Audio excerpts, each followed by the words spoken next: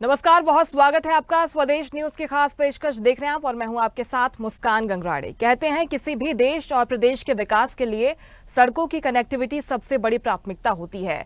यही वजह है कि शहर से लेकर गांव तक सड़कों का जाल अब बिछाया जाता है ताकि विकास की हर ऊंचाई को छुआ जा सके। ऐसे में मध्य प्रदेश सरकार अगले 3 वर्षों में सभी बसाहटों को सड़कों से जोड़ने के लिए प्रतिबद्ध है। प्रदेश के 89,000 बसाहटों में से 50,658 बसाहटों तक रोड कनेक्टिविटी सुनिश्चित कर दी गई है। प्रधानमंत्री ग्राम सड़क योजना 4 के अंतर्गत बनने वाली 11,544 बसाहटों के लिए सर्वे का कार्य पूर्ण कर लिया गया है। बाकी जो 26,798 बसाहटें बचती हैं उनकी कनेक्टिविटी के लिए राज्य सरकार द्वारा पहल की जा रही है। मुख्यमंत्री डॉक्टर मोहन यादव ने मध्य प्रदेश ग्रामीण सड़क विकास प्राधिकरण की बैठक में प्रधानमंत्री ग्राम सड़क योजना के कार्यों की समीक्षा के दौरान कहा कि ग्रामीण क्षेत्रों में नागरिकों के सुगम आवागमन और बेहतर कनेक्टिविटी के लिए प्रदेश की 100% बसाहटों को सड़कों से जोड़ने के लिए समय सीमा निर्धारित कर कार्रवाई करे। सभी जिलों में सड़कों की आवश्यकता का वैज्ञानिक आधार पर सर्वे सुनिश्चित कर कार्य योजना बनाई जाए। सड़कों की आवश्यकता के संबंध में विधायकों इसके साथ ही पंचायत प्रतिनिधियों का अभिमत अवश्य लिया जाए। आपको बता दें कि केंद्रीय सड़क परिवहन मंत्री नितिन गडकरी ने बुधवार को मध्य प्रदेश के लिए 4 महत्वपूर्ण सड़क परियोजनाओं को मंजूरी दे दी है। इन परियोजनाओं की कुल लागत 4,302 करोड़ 93 लाख रुपए है। उन्होंने सोशल मीडिया एक्स पर मध्य प्रदेश को मंजूर की गई इन परियोजनाओं की जानकारी साझा की है। केंद्र सरकार के इस अत्यंत महत्वपूर्ण निर्णय पर मुख्यमंत्री डॉक्टर यादव ने आशा जताई है कि ये सड़क परियोजनाएं प्रदेश में यातायात व्यवस्था को सहज और सुगम बनाने के साथ ही आर्थिक विकास को गति देने में भी महती भूमिका निभाएंगी। उन्होंने कहा कि देश में सड़क अधोसंरचना नेटवर्क को दिनों दिन मजबूत किया जा रहा है और मध्य प्रदेश को भी इसका भरपूर लाभ मिल रहा है। उन्होंने आगे कहा है कि प्रधानमंत्री के नेतृत्व में प्रदेश को सड़क अधोसंरचना के क्षेत्र में अभूतपूर्व विकास देखने को मिल रहा है। इसी पर हम चर्चा करने वाले हैं, लेकिन मध्य प्रदेश को विकास की रफ्तार इन परियोजनाओं के साथ मिलने वाली है, ऐसा दावा मध्य प्रदेश सरकार की तरफ से किया जा रहा है।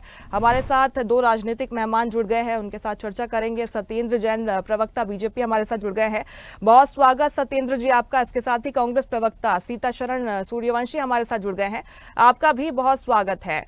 सबसे पहले मैं सत्येंद्र जी आपके पास आना चाहूंगी, आपकी प्रतिक्रिया लेना चाहूंगी, क्योंकि देखिए प्लान तो वाकई काबिले तारीफ है मध्य प्रदेश सरकार का, क्योंकि अगर किसी भी राज्य की सड़कें बेहतर होती हैं, रोड कनेक्टिविटी बेहतर होती है तो इसका व्यापक असर होता है। शिक्षा बेहतर होती है, पर्यटन पर इसका सकारात्मक असर देखने को मिलता है, व्यापार अच्छा होता है, उद्योगों को भी बढ़ावा मिलता है। लेकिन ये जो रफ्तार है कितनी जल्दी मिल जाएगी, ये बहुत महत्वपूर्ण होता है। ये जो प्लान सरकार की तरफ से किया जा रहा है, जाहिर तौर पर कहा जा सकता है कि मध्य प्रदेश की तस्वीर बदलने में बेहद महत्वपूर्ण भूमिका निभाने वाला है। कब तक उम्मीद करें कि तस्वीर बदलेगी प्रदेश की? है और आज मध्य प्रदेश ट्रांसफॉर्मिंग मध्य प्रदेश है, जो ट्रांसफॉर्म्ड हुआ है। और जिस प्रकार से अगर हम बात करेंगे तो मध्य प्रदेश में जहां 44,000 किलोमीटर की सड़कें हुआ करती थी, आज 5 लाख किलोमीटर से ज्यादा की सड़कें हैं।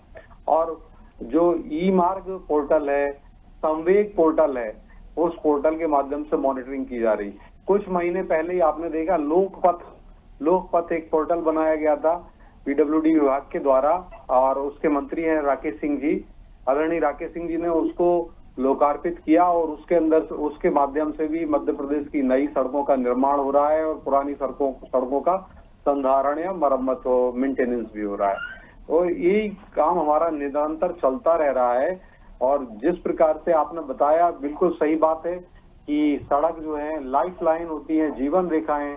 अगर मध्य प्रदेश के नागरिकों की जीवन रेखा कहेंगे तो सड़कें हैं। अगर सड़कें रहेंगी, अच्छी रहेंगी, तो औद्योगिक गतिविधियां होंगी, एम्प्लॉयमेंट जनरेशन होगा, शिक्षा में वृद्धि होगी, स्वास्थ्य में वृद्धि होगी, आधारभूत संरचना है। और आप देखिए इस बार का जो बजट है, उस बजट में लगभग 90,000 करोड़ रुपए हमने प्रभावी इंफ्रास्ट्रक्चर पे, प्रभावी कैपिटल एक्सपेंडिचर की बात करेंगे तो हमने इफेक्टिव कैपिटल एक्सपेंडिचर में भी प्रोविजन किया है। और 1 रुपए अगर कैपिटल एक्सपेंडिचर में प्रोविजन किया जाता है तो लॉन्ग टर्म में अर्थव्यवस्था में 8 रुपए उससे आते हैं, 8 गुना बढ़ोतरी होती है। तो मध्य प्रदेश की सरकार, सड़कें हो या शिक्षा हो या स्वास्थ्य हो या उद्योग हो या रोजगार हो, इन सबको बढ़ाने का काम कर रही है। आधारभूत संरचना में एक बहुत बड़ी राशि का व्यय किया जा रहा है जो 90,000 करोड़ रुपए है। और इसी प्रकार से अगर सड़कों की बात करें तो देश की पहली जनधन योजना की सड़क भी मध्य प्रदेश में बनी है और पीएम जनधन योजना की जो सड़कें बनाई जा रही हैं तो लगभग 89,000 से अधिक बसाहटें हैं। उस बसाहटों में से हमारी 50,000 से अधिक बसाहटों में सड़कें हो चुकी हैं और कुछ और जो सड़कें हैं उनके लिए भी मुख्यमंत्री जी ने कहा कि इनका रोड मैप दिया जाए और उसके अंदर भी कौन सी सड़कें बने, किस प्रकार का जो सड़कें हैं उनकी उपयोगिता सिद्ध हो तो उसकी प्रायोरिटी समझी जाए, प्राथमिकता समझी जाए और उसके लिए भी प्राथमिकता का चयन करने में जो जनप्रतिनिधि हैं, विधायक गण हैं, साथ ही साथ पंचायत स्तर में जो ट्राइपार्टाइट है, ट्राइपार्टाइट पंचायत के चुनाव हुए, त्रिस्तरीय पंचायत चुनाव और जो उसमें पंचायत में जैसे कि पंचायत के जिला पंचायत अध्यक्ष होते हैं, जिला पंचायत सदस्य होते हैं, जनपद अध्यक्ष होते हैं, जनपद के सदस्य होते हैं, ग्राम पंचायत होती है और वहाँ के ग्राम के पंचायत के सरपंच, पंच और सरपंच इन सब मिलकर के उसकी प्रायोरिटी तय करें। यह भी मुख्यमंत्री जी ने आह्वान किया। निसंदेह इसका एक बहुत बड़ा अच्छा लाभ मिलेगा क्योंकि उनके द्वारा जब अभिमत मिलेगा, जब जनप्रतिनिधि हैं जो ग्रामीण निकाय के जनप्रतिनिधि और विधायक जनप्रतिनिधि हैं तो निसंदेह जो सड़कें हैं और हजारों जो सड़कें बननी है वो भी हम बनाएंगे। और आप देखिए हमने बड़ा ट्रांसफॉर्मेशन किया मध्य प्रदेश में। अगर सड़कों का जाल बुना गया है, जिस प्रकार से स्पाइडर जो होती है, जो मकड़ी होती है, जो अपना जाला बुनती है और जाले बुनने से उसको उसमें मूव करती रहती है वो, और हमने मध्य प्रदेश के भगवान रूपी जनता के लिए वो सड़कों का जाल बुना है कि आप कहीं से भी कहीं चले जाइए, कनेक्टिविटी आपको पूरा मिलेगा। और 5 लाख किलोमीटर सड़कों के बनाने का काम जो हुआ है वह अभिनंदनीय है, वह स्मारक है। निश्चित तौर पर अब जो प्रयास किए जा रहे हैं जनता के लिए बहुत बेहतर कहे जा सकते हैं। सीता शरण जी, आपका रिएक्शन मैं लेना चाहूंगी। देखिए, प्रयास तो बहुत अच्छे आप किया जा रहे हैं, निश्चित तौर पर मध्य प्रदेश की जनता इससे लाभान्वित आगे होने जा रही है, लेकिन कई गांव ऐसे हैं, ग्रामीण क्षेत्रों की हम अगर बात करें जहां की स्थिति बेहद खराब है। कई गाँव में सड़कें पहली बार बनने जा रही हैं, आजादी के 78 साल हो गए हैं, अब जाकर वहां पर रोड बन रही है। तो कहाँ पर कमी रह गई है? आपको लगता है कि अभी वहां पर ऐसी स्थिति बनी हुई है और इस पर आप क्या कुछ सोचते हैं जो मध्य प्रदेश सरकार की तरफ से ये अधोसंरचना के लिए प्लान किया जा रहा है, उस पर आपका रिएक्शन? सत्येंद्र जी ने जो अभी उदाहरण दिया है कि मकड़ जाल, मकड़ी जैसा जाल इस मध्य प्रदेश में सड़कों के रूप में बिछा दिया गया है। फिर वो मकड़ी जब वो अपनी लार से जो मकड़ जाल बनाती है फिर उसी में वो फंसकर रह जाती है, फिर वापिस नहीं आती है। जैसे उदाहरण के लिए मैं प्रैक्टिकली कहूं कि इन्होंने जाल तो बिछाया है, 90,000 करोड़ का जो भ्रष्टाचार में देखिए आप, जैसे टोल टैक्स का ठेका दिया था 2023 और 24 का, इसमें 8,400 करोड़ इनको केवल उस ठेकेदार के माध्यम से कलेक्ट करना था। इन्होंने कलेक्ट कर लिया है 14,200 करोड़।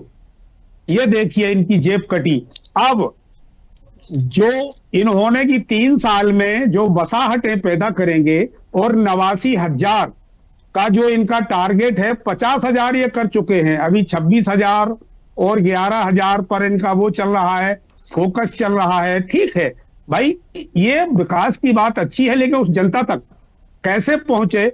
और जो विधायक प्रतिनिधि और ग्राम पंचायत का प्रतिनिधि ये बनाएंगे, वहां पर जिस गांव में जिस जातिगत की जहां तक जो बात हो रही है वो कांग्रेस उठाती है कि जातिगत जनगणना, तो जनगणना का मैं ये शब्द ये कह नहीं रहा हूं, लेकिन उकेर करके ये बताना चाहता हूं कि जो गांव के गांव है, जैसे गुर्जरों के गांव है, लोधियों के गांव है, अन्य समाज के गांव है, क्या उन प्रतिष्ठित व्यक्तियों को ये प्रतिनिधि बनाएंगे क्या? ठीक है, इसका जवाब लेते हैं। देखिए, आप जो जिक्र कर रहे हैं, खुद मध्य प्रदेश के मुख्यमंत्री डॉक्टर मोहन यादव ने भी कहा है कि ये जो योजना है कागजों तक सीमित न रहे, इसका प्रभाव हर गांव तक, हर नागरिक तक पहुंचे, ये बेहद जरूरी हो जाता है। टाइम बाउंडेशन की बात भी उनकी तरफ से कही जा रही है। आपका रिएक्शन में सत्येंद्र जी इस पर लेना चाहूंगी, क्या कुछ कहेंगे? देखिए, मैंने पहले ही बताया टाइम बाउंड होना चाहिए और यशस्वी मुख्यमंत्री डॉक्टर मोहन यादव जी ने भी कहा है कि इसको समय से समयबद्ध करिए। और ई मार्ग पोर्टल है, संवेग पोर्टल है, और उसी की दिशा में काम कर रहे हैं। हर वक्त ही इलेक्ट्रॉनिक मॉनिटरिंग भी होती है और विभिन्न स्तर पर मॉनिटरिंग होती है। साथ ही साथ उन्होंने इन्वॉल्वमेंट कर दिया पंचायत के जो जनप्रतिनिधि होते हैं, जिसमें ग्राम पंचायत के सरपंच होते हैं, पंच होते हैं, जनपद सदस्य होते हैं, जनपद अध्यक्ष होते हैं, जिला पंचायत के जिला पंचायत अध्यक्ष और जिला पंचायत सदस्य होते हैं, उसके ऊपर विधायक होते हैं और सांसद होते हैं। इन सब का अभिमत लेने का भी मुख्यमंत्री जी ने अधिकारियों को निर्देश दिया है। तो निसंदेह इसका सुखद परिणाम होगा और टाइम बाउंड रहेगा। और जिस प्रकार से मेरे मित्र कह रहे थे कि जातिगत जनगणना वो कराना चाह रहे हैं, लेकिन हमने देखिए वहाँ हर गांव में अब इसको जनगणना से नहीं जोड़ना चाहिए, जनमन योजना है।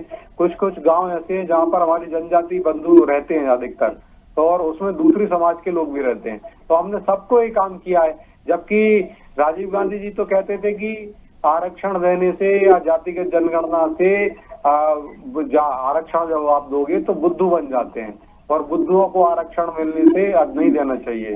तो एक तरह से विरोध किया था। तो मतलब ये भारत की भगवान रूपी जनता जो है, जो जाति विभिन्न जातियों में है और जो अगर मान लीजिए ओबीसी है और पिछड़े वर्ग में है या फिर एससी है और एसटी है, उनको बुद्धू कहने का काम भी हमारी कांग्रेस की सरकारों ने किया है। राजीव गांधी जी ने भी साफ साफ पूर्व प्रधानमंत्री रहे हैं भारत के, तो निसंदेह मैं कहूंगा।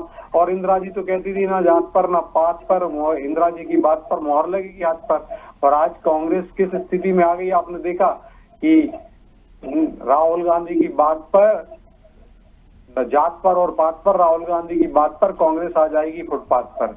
और आज कांग्रेस की ये दुर्गति हो रही है। तो हमने लेकिन फुटपाथ भी अच्छे बना दिए हैं। अभी हम जो संकल्पना लेके आए हैं कि जो हम 5 लाख किलोमीटर सड़कें मध्य प्रदेश बन गई हैं और आगे 7 लाख बनेंगी किलोमीटर, 2 लाख किलोमीटर और सड़कें बनेंगी। तो हम जाल बुन रहे हैं, उद्योगों का जाल भी हम बना रहे हैं। अब आप देखिए, हमें प्रेरणा लेने में, हमें किसी भी जीव जंतु से भी या कहीं से भी अगर अच्छी प्रेरणा आती है, आनो भद्रा कृतवंतु विश्वता, हम कहते हैं मेरे अंदर विश्व से सभी जगह से अच्छे विचार आए।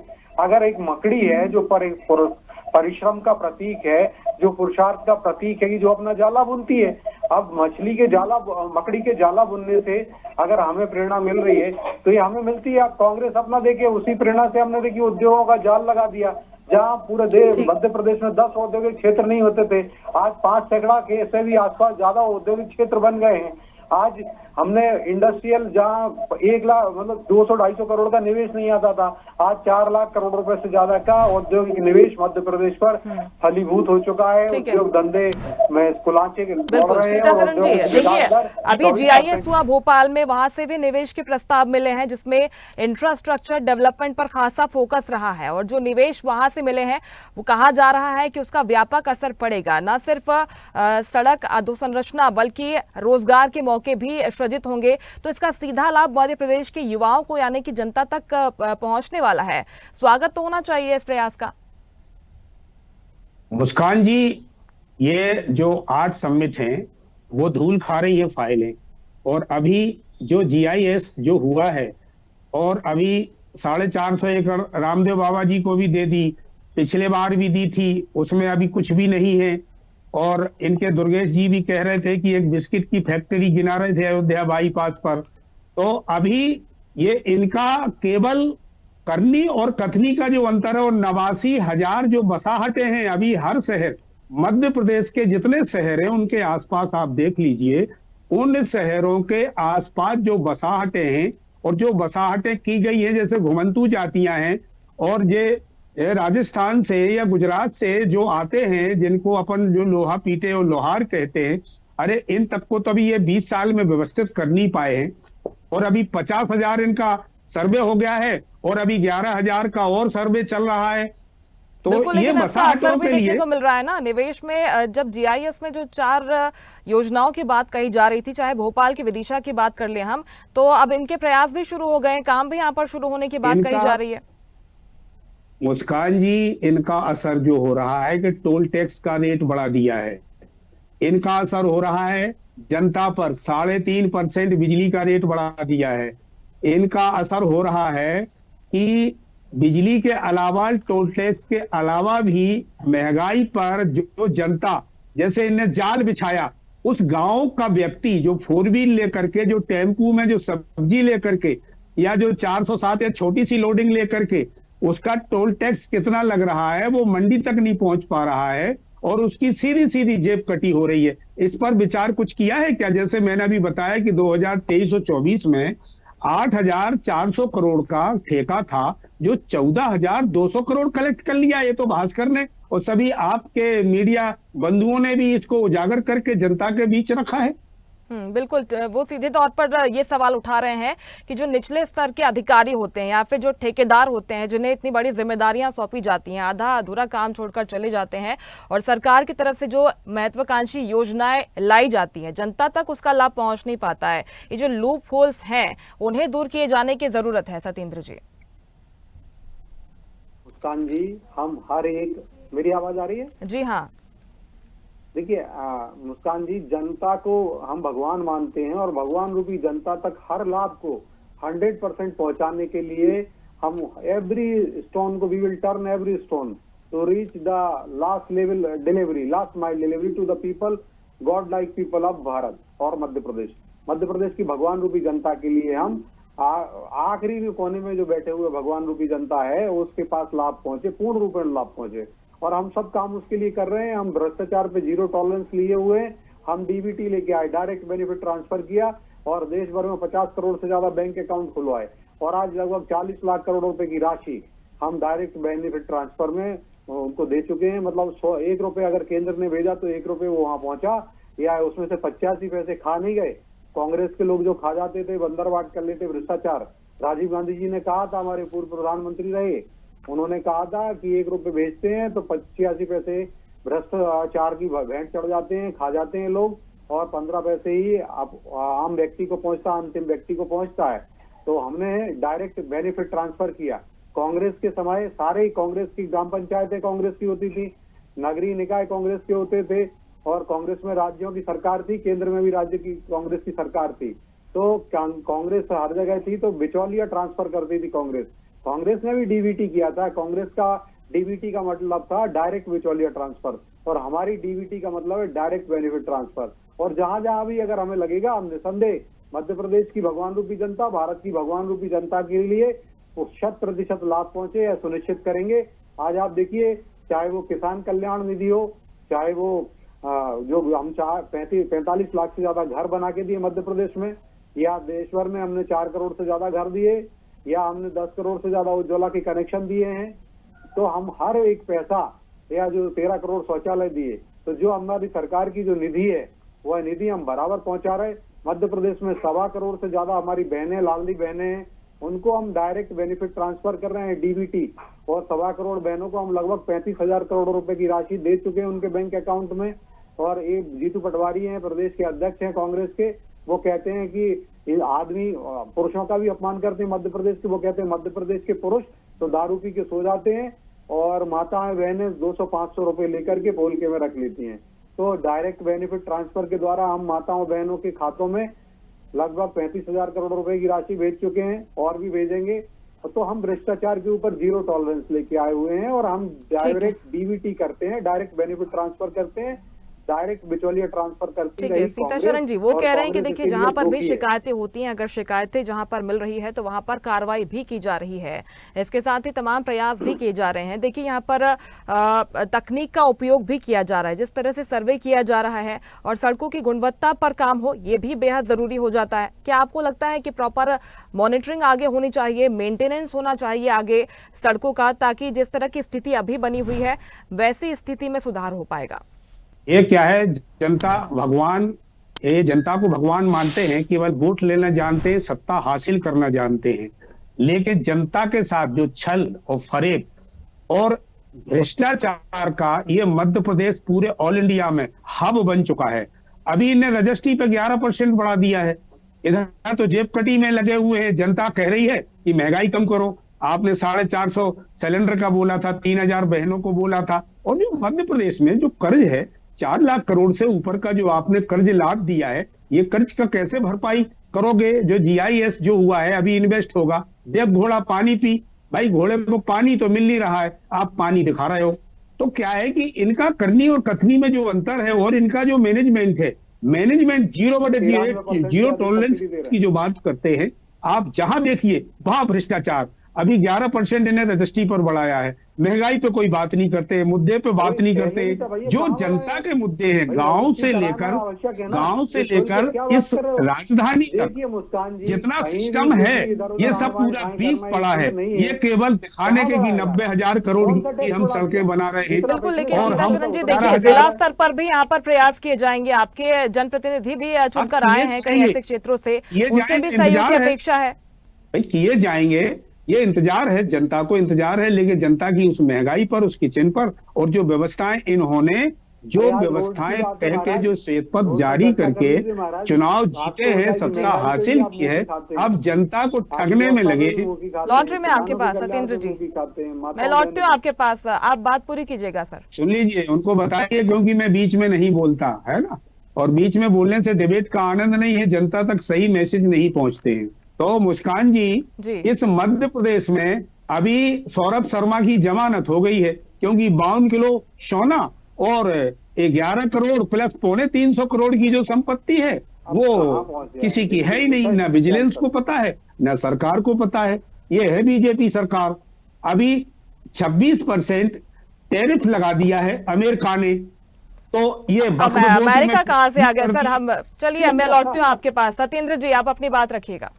मुझे लगता है जो आपने आज लोकपथ की बात की है, राष्ट्र की बात की है, जो जीवन को सुगम बनाने की बात हो रही है, जो परिवहन के लिए एक परिवहन विभाग को भी हम पुनर्जीवित कर रहे हैं, जिसको दिग्विजय सिंह जी ने वंटाढार कर दिया था।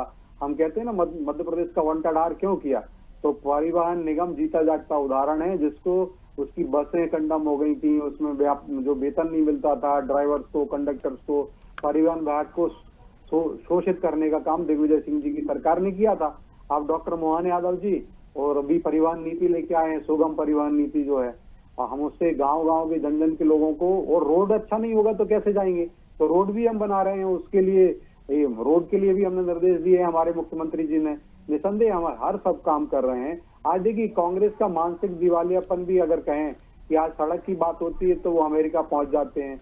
अरे भाई, और आज वो महंगाई पे पहुंच जाएंगे, जब महंगाई पे चर्चा करेंगे तो तब कहीं और पहुंच जाते हैं।